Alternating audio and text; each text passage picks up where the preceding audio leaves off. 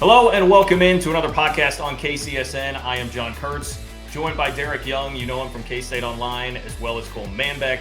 You know him, former beat writer for the Manhattan Mercury and one of the most connected dudes basically on the K-State beat these days. And, you know, with that, normally here at the beginning of a podcast, right, you'd be talking about the name of the podcast. Welcome into the blank pod. We don't have a name. I do feel like that's probably where we need to start here, okay? We have solicited a lot of ideas. We crowdsourced it on Twitter. There were like 100 responses last night. I know everybody is into this. I like Three Maw the best, but I did on that beat writer note kind of think like maybe it's, you know, we named the podcast like how many former K-State beat guys does it take to screw in a light bulb, like something along those lines. But the problem is DY is actually still on the beat. So I don't know. Where are we at with this, guys, before we move forward with this and talk about Nijel Pack opting to enter the transfer portal? Where are we at on a name for this thing here, which is going to be, by the way, coming at you every week. We'll have at least one pod every week for you now with the three of us. I'm in the minority. I'm not as big on the Three Maw thing, but I will live with the results should it be that. Wildcats unscripted. So if you like that, put it in the comments somewhere and let's get that going. I myself am a Three Maw guy, so that would be my preference. I like that suggestion. Obviously, you guys didn't like some of the ones that I texted earlier today, as you completely ignored them. I thought Wabash. Bring it back up for the people. What are they? What Wabash Cannon Cast? Is that what I said?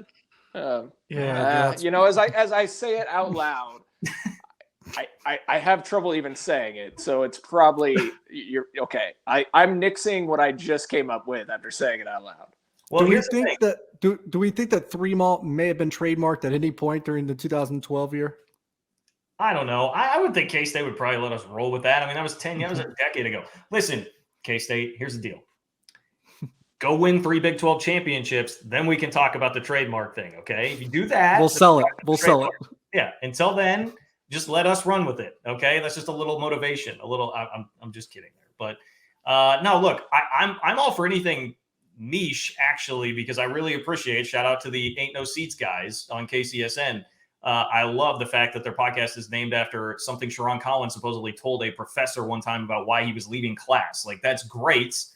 I would love for something like that to be the name of our podcast, but I don't know. We're going to need to settle on a name here pretty quick because BJ keeps threatening me with like Wildcat Weekly or something very generic like that, which cannot happen.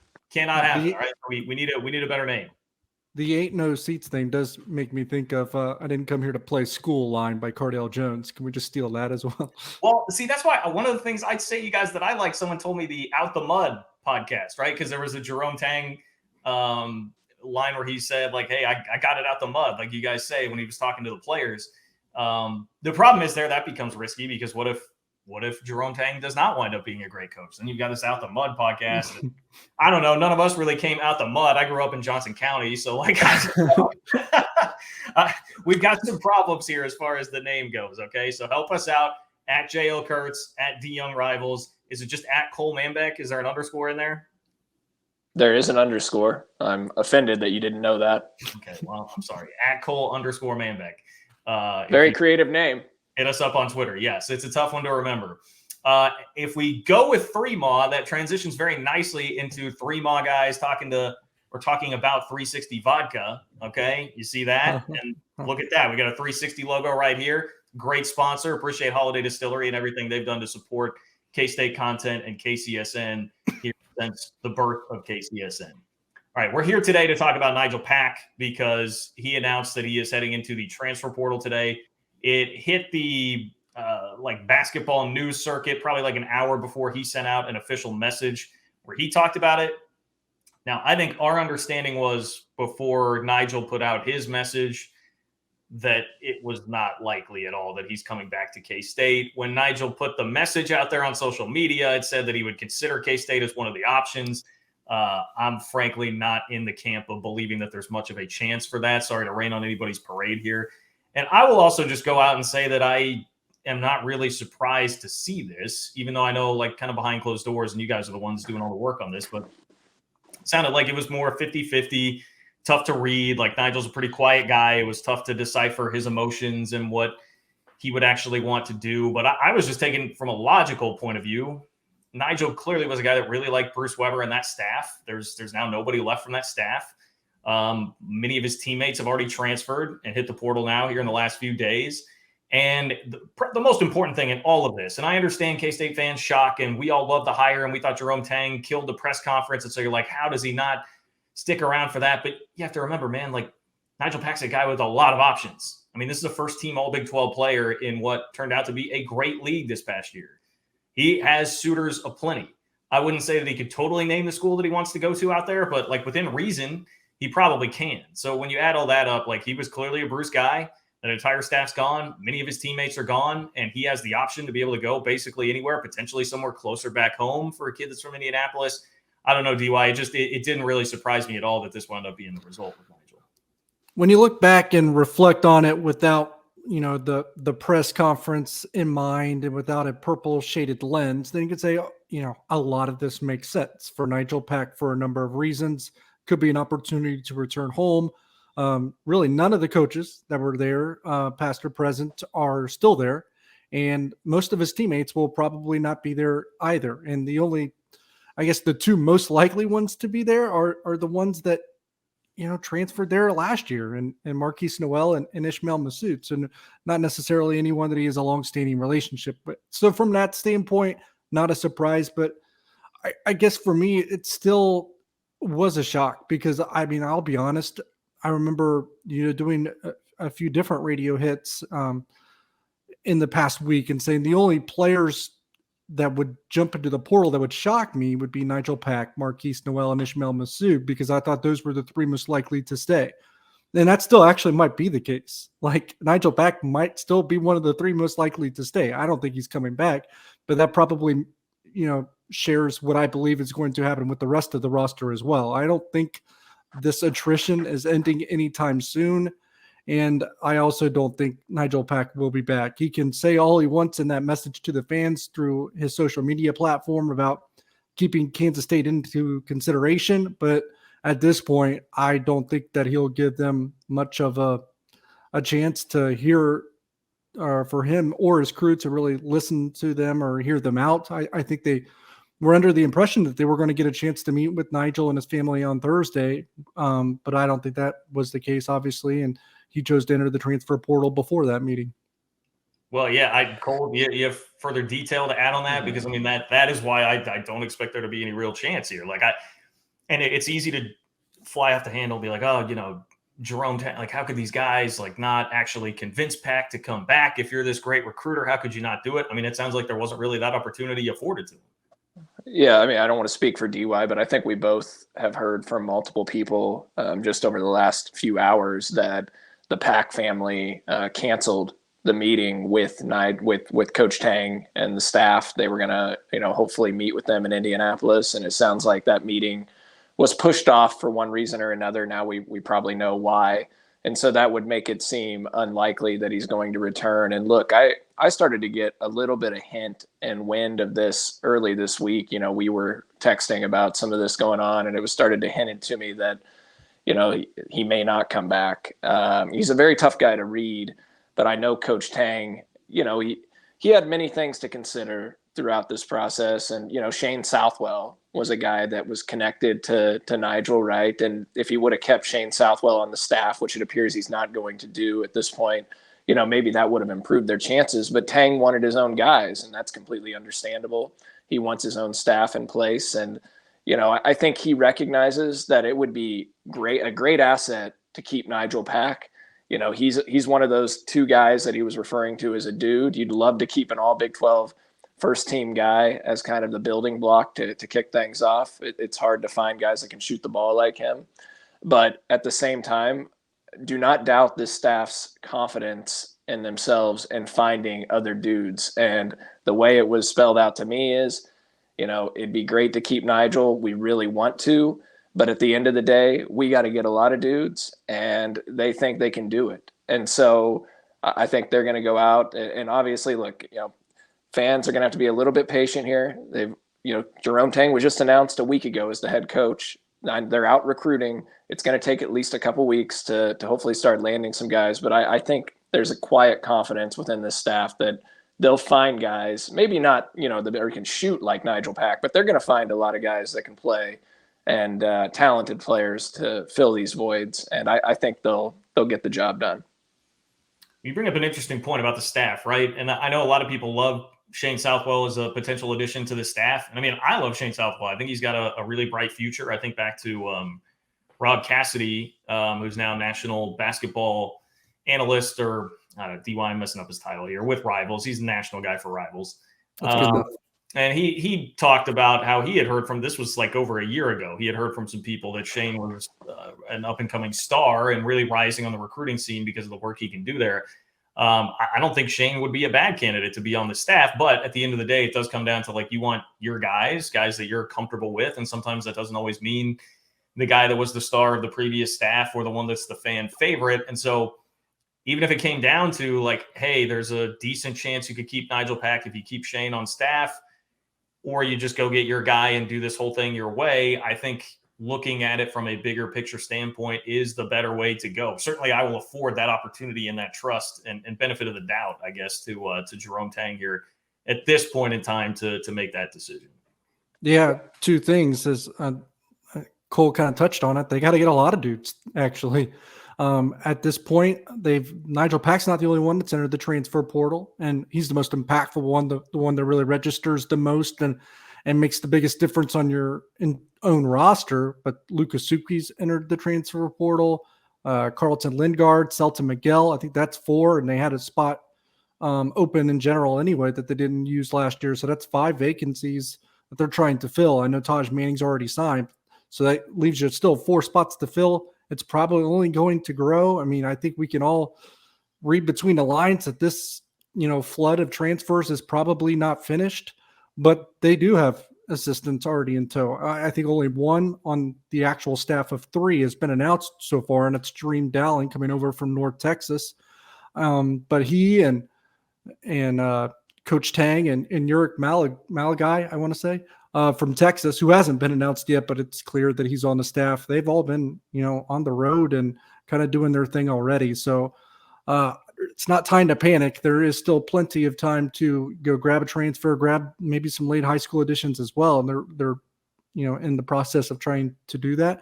I guess if you want some solace in how that's going, since they haven't landed anyone yet, just look across the college basketball landscape right now. There's a lot of players in the transfer portal, over 1,000 actually, if I remember correctly, seeing that on Twitter, and not many of them are making choices yet. And now we're embarking on a dead period, so it'll be interesting when that really starts to unfold.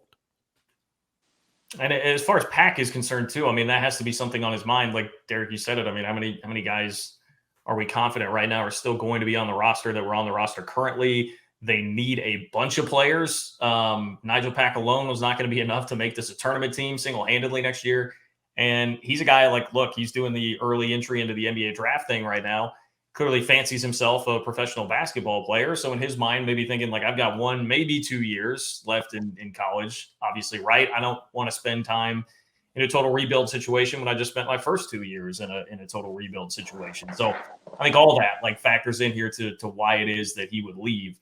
I will say, Cole, I mean, a part of the thing that's going in my brain and where my brain is going with this is like, yes, I hear what Derek's saying. There's not a lot of transfers making decisions right now. There's plenty of time. There's plenty of guys out there. It's clear that the staff is going out and busting it, trying to recruit now. But it is like, okay, well, with Pack gone, I mean, this roster feels like it's going to be pretty bottomed out. Outside of we know that Marquise Noel is on board. But outside of that, it's like they need players, and they need players pretty fast. So I am admittedly getting antsy, whether or not that's totally fair. I'm getting antsy about like, hey, let's get some guys in here. Let's see what this team is actually going to look like next year, because we have no freaking clue what that roster is going to actually look like. Yeah, I mean, the longer it takes to land a few guys, some impactful guys, questions are going to start to arise a little bit. The enthusiasm from the fan base might dwindle from a certain section of the fan base that might start to ask questions, but I would not panic yet. They've got time, as Deli alluded to. Hardly anyone is transferred anywhere at this point. There's just a lot of guys still entering the portal. There's going to be a ton of options to choose from. There's some high school guys that are out there right now that I think this staff has some interest in that are becoming available. So I wouldn't get too worked up yet. But yes, if this thing gets into the next weekend into next weekend, which would be what, April 11th, 12th, if K-State doesn't have a transfer in place, a talented, impactful transfer, a high school commit that's impactful, then look, yeah, there's going to people are going to get a little antsy about that. So hopefully they're able to get some guys in right after this dead period ends, this 1 week dead period that exists. Hopefully they can get some transfers to visit shortly after that and get some high school kids on campus. The only thing I will say about Nigel Pack, going forward, I am still a little surprised that he wasn't drawn to the opportunity to play for Jerome Tang. Now, I'm not saying he wasn't necessarily drawn by that. There's opportunities back home, I'm sure, for him, and he's one of the most coveted guys. But I thought that Nigel Pack would really see how good Baylor has been with guard play and the NBA, and knowing Nigel's, goal of making it to the NBA. You look at Baylor's guards. I mean, Davion Mitchell in the NBA last year, Jared Butler also taken in the draft. Flagler has a shot. Akinjo just entered the NBA draft. So they've got a very strong history over the last few years of great guard play. And I thought that would draw Nigel Pack in and he would bond with the staff and want to stay around for that, or at least give them a little more time. But unfortunately, he has chosen to move on. Only thing I would add to that, just almost like an open-ended question, is worst case scenario, Nigel Pack lands at Kansas. Yeah, Kansas or Illinois at this point, right? So yeah, well, I was going to say somewhere in the Big 12, but yes, Illinois is definitely one of the spots that has been thrown out there already. I think like Illinois, Indiana, Purdue are the three pretty logical places as far as being closer to home and big schools, bigger programs that are all thrown out there. And we all know how that would particularly twist the knife if Brad Underwood does land Nigel Pack. Because, I mean, look, another thing that we haven't talked about since we last did a pod is the fact that Brad got a $500K a year raise out of Illinois after flirting with the K-State job. And so now you have a guy who initiated contact with K-State, pulled up the price a couple of times after K-State made offers, now gets his big raise, and now is chasing after Nigel Pack. Like, damn, man, that would be one that stings. That would be one that stings. But if it's Indiana or Purdue, can absolutely live with that. All day I can live with that. The one thing I would bring up in terms of those three destinations, with Illinois, we've discussed it, but Nigel Pack loves Bruce Weber. I mean, he is quoted as saying, and when he met with the media after Coach Tang's press conferences, we came here to play Kansas State for Bruce Weber. Loves Bruce Weber. Bruce Weber, Brad Underwood probably couldn't be two different people, at least when it comes to coaching and maybe even from a personal standpoint. So not sure the fit there. So it's interesting that they are being brought up as a possible destination. But you look at another coach in those three schools is Matt Painter. Matt Painter and Bruce Weber, a lot of connection between those two that could make that a more logical destination, I would think. Yeah. I had two people. There will be a lot of competition for him. I had immediately, upon the announcement today that he was entering the portal, I had somebody who covers Oklahoma State and somebody who covers Texas Tech both reach out and DM me and be like, yeah, I've heard about our schools trying to get involved here. So there will be plenty of competition there. Yeah, you don't want him in conference at the very least. You don't want him to go to another Big 12 school, especially Kansas. Obviously, you don't want him to go to Illinois for various reasons. Actually, it'd be kind of interesting to watch the reaction of the fan base when that occurs. I mean, I'm still shocked that Brad Underwood got an extension. Didn't see that coming throughout this process. I mean, incredibly. Well, Cole here, listen. He wants to see the world burn. Yeah, we've uncovered the world here. Cole does not think enough people are against Brad right now, and Cole thinks that if Brad takes Nigel, then everybody will come around to being more anti-Brad. I think we've hit on what. No, guys, it's just great business to use your alma mater as leverage. It's great business. So, well, I mean, look, let's talk about that, because that is, I mean, judging by my Twitter timeline yesterday, it was not just all Illinois fans flooding my mentions talking about that. Like, K-State fans certainly have opinions on that too. And I know that there's a perception from some out there that we're like, athletic department lackeys and trying to paint Brad as the bad guy for no reason. I mean, again, I don't even know that I sit here today. Like, at the time, I was really frustrated because it was so high stress, and it felt like Brad was really toying with K-State and jeopardizing the chances of landing Jerome Tang, like your number 2 candidate. Now having a chance to step back and cool off a little bit, like, yeah, look, I understand the idea of good business. I understand the idea of Brad wanted the K-State job before and didn't really get an interview, even though that was a totally different regime and nothing Gene Taylor could have controlled. I still, it irks me. It bothers me a little bit. Yes, that he would use the alma mater in that way when I think at the end of the day, it was clear that he was not going to come unless it was a total king's ransom and K-State was going to be paying Brad Underwood like a top 5 coach like Illinois is going to be here in the next couple of years.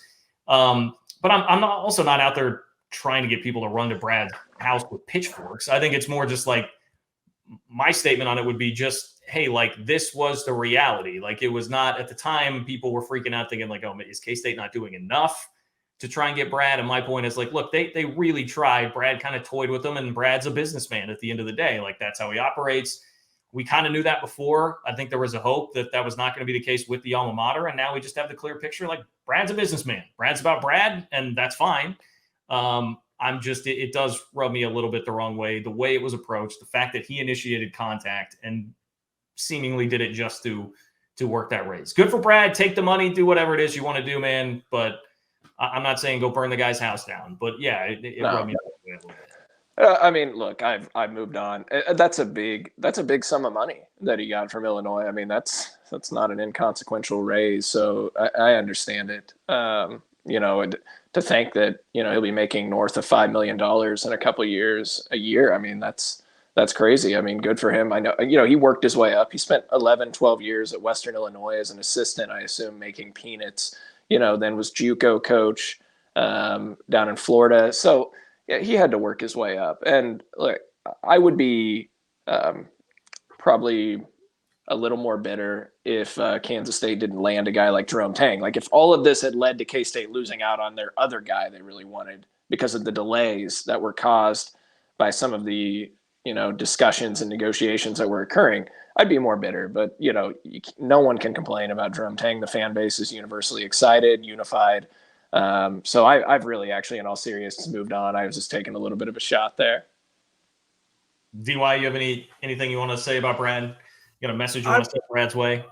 I would just say that he approached this as a business and not necessarily as his alma mater. So it just depends what do you think he should have done. I think I said that last week as well. And at the end of the day, this might be his last contract. So he probably made sure he got every penny out of it. Well, he's going to continue to do that. I mean, shoot, that's kind of the funny part to me about this. Like Illinois fan reaction was all like, I think there were some K-State fans like, oh, joke's on you guys. Now you have to pay him way more. And Illinois fans were like, we don't really care. Like we've got the money. It doesn't matter. And I think there's probably some truth to that. I mean, you look at the TV contracts with the Big Ten and how much more they're making than everybody else. Like this is, this could be a bigger picture topic. Like these will be the things that we run into with realignment now that schools in the Big Ten and the SEC will be able to just throw money like this at coaches to keep them from leaving or pull them from other places. And it won't really be much of a thing to them. But at the end of the day, I do think it's kind of funny that it's like, Illinois program's in this place where they're going to, they feel it worthy to be paying somebody top 10, top 5 coaching dollars when that coach has never made the Sweet 16. I mean, that's where Illinois' program is at right now. That's how desperate they are for a winner. And it comes back to, some of the fighting that's been going on in my Twitter mentions between Illinois fans and I, like, hey, how about you just take a check and see where your program's at right now? But end of the day, I think K-State's going to be all right. Brad Underwood obviously is all right. Maybe there's a little guard swap going on here. Maybe he winds up with Nigel and K-State gets Curbelo because Curbelo has been, linked to K-State, at least in one tweet that I saw there. Would you take that trade, Cole? Would that lessen the sting there, Brad? No. I would much rather have Nigel over Curbelo. It's funny that I know why you're asking me that because when we were watching that Chattanooga game, I seem great to me. I don't know what your problem is. You seem great for the outcome we were pulling. I'll take freshman year Andre Curbelo though. So if they can get back to that. The thing is that you go from a guy that shoots 44% from 3 to Curbelo, who's about a 20% 3-point shooter. But, he could be a very good bounce back candidate, under a new coaching staff, get a fresh start. I mean, he's a very talented dude. I mean, this was a guy that was on a lot of All-American lists before the season. So, look, straight swap. I mean, I wouldn't have been thrilled with it, but at this point, yeah, I would take Curbelo. I think that would be a nice get for this staff. So, and John, could you please leave the poor Illinois fans alone? I mean, goodness, you just buried one of them yesterday. You put them in a body bag with the VHS comment. I mean, that's those my poor favorite. Souls. It's my favorite because I can tie Bruce Weber and a VHS comment all together to remind them that the last time that they made it past the first weekend of the NCAA tournament, they probably could have watched it on VHS, and it was Bruce Weber who did it. There is a lot there. Yeah, I've been clowning on him. Look, it's Illinois fans are right up there with Nebraska football fans to me in terms of overvaluing their job for what it actually is. So, you got to put people in their place every once in a while. You got to put people in their place. So I just had to do it. To bring it full circle, just a question for the group. How many more transfers leave Kansas State? Dude, I think the better question is how many players on next year's team have played basketball at K-State before? 3, maybe. I'll take 3. I mean, the only certainties right now seem like Noel and Masood. The only certainty. Well, I'm going to say, DY, I'm going to say that 10 guys leave on scholarship. So that leaves Masood, Noel, and then I'm going to say maybe like a Max Edwards or somebody, a younger guy might give it a year and stay. So I will say that K-State will have 10 scholarship openings. That's what Iowa State basically had last year, right? With Otzelberger's first year, they had 2 guys back. So yeah, and they made the Sweet 16. That came with the addition of Isaiah Brockington, and so they need to bring in someone like that if they want to try to replicate. Well, yeah, and you look at Brockington. I mean, that's a guy that just blew up this year. I mean, he wasn't at that level before. He was a decent player, but it does take getting lucky, and they got lucky that Brockington just really blew up in this season and was a great player for him. So. Hey, before we go, DY, I think something K-State fans would be pretty interested in here. Avery Johnson and Dylan Edwards, a couple of football recruits that were on campus for a visit earlier this week. Avery Johnson, 4-star quarterback from Mays. Dylan Edwards, obviously running back from Derby. K-State legacy, has an Oklahoma offer. K-State's been pretty hot after him. I mean, things trending in the right direction here for both of those guys. That's exactly how I would phrase it. They're not across the finish line by any means, and the longer it goes, the more possible disruption you could invite. But man, if I had to make a pick today, I'd say Kansas State for both. So I think that's exactly how I would describe it, trending in the right direction. But having it across the finish line sooner rather than later before something can derail it would be optimal. When is the finish line? Man, that's my thing with recruiting, it's probably the thing I say the most. It's almost like an adage. It's easier to predict what is going to happen more than when it will happen. So you're asking me to judge what a 16-year-old or 17-year-old is going to think tomorrow, and I can't even do it today. Yeah. Okay. All I heard was Edwards and Avery Johnson to Kansas State, according to DY. Folks, it's in the bag. Well, apparently there will be a bag. I mean, it sounds like some NIL is going to be involved. But that's legal these days, Cole. You can do that now. Don't look at me like I'm saying something crazy. No. You're right. You're right. I will say that, and this is a discussion we can dive into more another day, but I think it's interesting when you look at the impact of NIL and you see these high school kids getting so much money offered their way as just recruits, and you've got the guys that have been in the program, the O-linemen, et cetera, within the college ranks working their tails off for years, not getting that level of a cut. And I wonder, the impact that's going to have on the locker rooms in college sports, moving forward, because I think there could be some jealousy and, some entitlement issues with all of that. Sheesh, that is a discussion for another day, man. That's a whole can of worms. Whole big can of worms. Well, if K-State does land Avery Johnson or Dylan Edwards, celebrate with some 360 vodka from Holiday Distillery. Great sponsors of us here on KCSN, and appreciate all of their support here as we get rolling with this new pod. Hit us up with your name ideas at JL Kurtz, at DYoungRivals, at Cole_Manbeck. Either that or it's probably going to be 3MA, but we're going to have to come up with a name here pretty soon. So let us know what you think and enjoy the pod. We will talk to you guys soon.